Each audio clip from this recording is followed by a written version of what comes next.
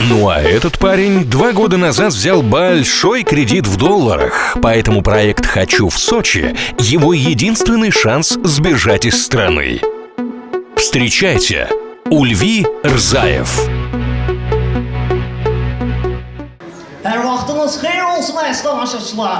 İdman Azərbaycan kanalıyla canlı yayın olan Barcelona Real Madrid qarşılaşması yox. Oğlan evi, qız evi qarşılaşmasını azacıq aradan sonra izləyəcəksiniz. Beləliklə toyumuz bu möhtəşəm 850 nəfərlik yer tutumuna sahib olan bir dəstə Gülşadlıq Sarayında keçirilir.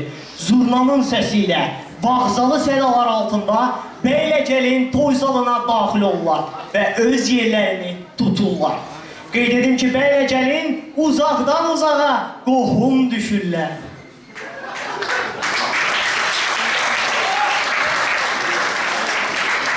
Toyun 25-ci dəqiqəsi gedir və tamada Cəbrayıl Rəsulov gəlinə patqat edir.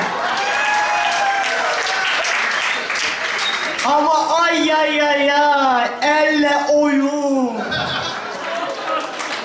Və bəyin dayısı Rəhman əmi musiqini dayandıraraq Cəbrayıl Rəsulova sarı gəlin, bəli, sarı gəlin mahnısını oxumağa məcbur edir. Qeyd edim ki, bu Rəhman əmin həyatında 137-ci toy məclisidir.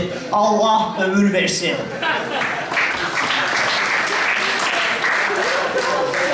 Və budur. Ekranlarınızda qudaların əyləşdiyi masanı görürsünüz. Onlar artıq çoxdandan vurmağa başlayıb. Aha! Rafiq əmi vurur, Ceyhun əmi vurur. Rafiq əmi vurur, Ceyhun əmi vurur. Rafiq əmi vurur, Ceyhun əmi qaytarır. Rafiq əmi vurur, Ceyhun əmi yenə qaytarır. Rafiq əmi vura bilir, Ceyhun əmi isə vura bilmir. Çünki Ceyhun əmi offside-dadır.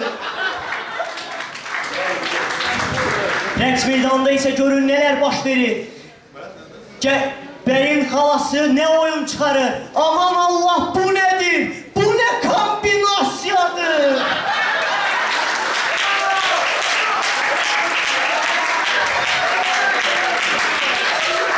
Mənim fikrimcə isə bu toyun qəhrəmanı operatordur. Çünki sağdan girib soldan çıxır, soldan girib sağdan çıxır. Və budur toyda əvəz etmə. Xalodlu salatların yerinə toy məclisinə qarək lülə kabab gətirilir. Mən bu toyu erkən final adlandırardım. Baxmayaraq ki, bu qız toyudur.